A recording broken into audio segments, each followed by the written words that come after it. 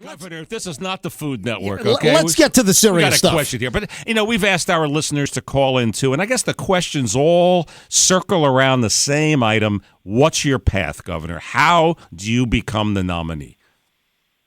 Well, there is this little thing coming called a convention. And the convention is where the delegates are going to form, and they're going to pick the nominee. Now, nobody is going to go to that convention with enough delegates, so that is going to mean that we're going to have a open convention. Now, we've had 10 of these in the history of the Republican Party, and 7 times out of 10, the nominee who was picked was not the leader going into the convention. So you might say, well, then why is that, or what's going to happen with you? Well, as you guys probably know, being as well-informed, as brilliant as you are, I'm the only one that beats Hillary Clinton. Now, if you're going to pick a nominee to run for president, you ought to pick somebody who can win.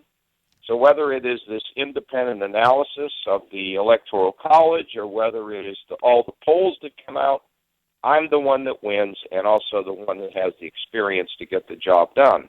And so the delegates will have to consider this.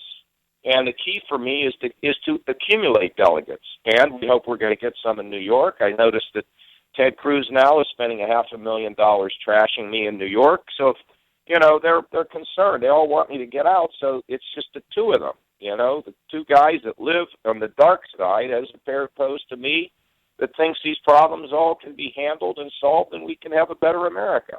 Governor John Kasich is on the phone with us. Now, I think it's safe to assume that the RNC, they don't want Trump. The RNC, I don't think, wants Ted Cruz. And if you look at the polling, you're correct that they don't stand a chance against a Hillary Clinton matchup. I have seen the polling that suggests that you can win. Have you had any specific conversations with Ryan Priebus or anyone else at the RNC regarding your pathway with the contested convention? No. So there's no, you remember in that movie where, you watched when you were a kid, there is no man behind the curtain, okay? There's not like some group of people, like they have in the Vatican, the cardinals that sit around and plan things.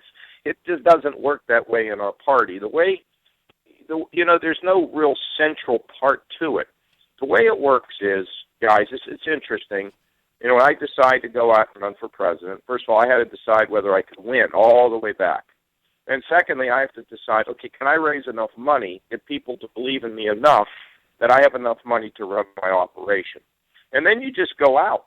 You just go out there and you talk and you have town halls or whatever you do, and you tell people who you are, and then you see how it works, and you keep plugging. Now, there were 17 of us when we started, and now there's 3. There were 8 governors, and now there's 1.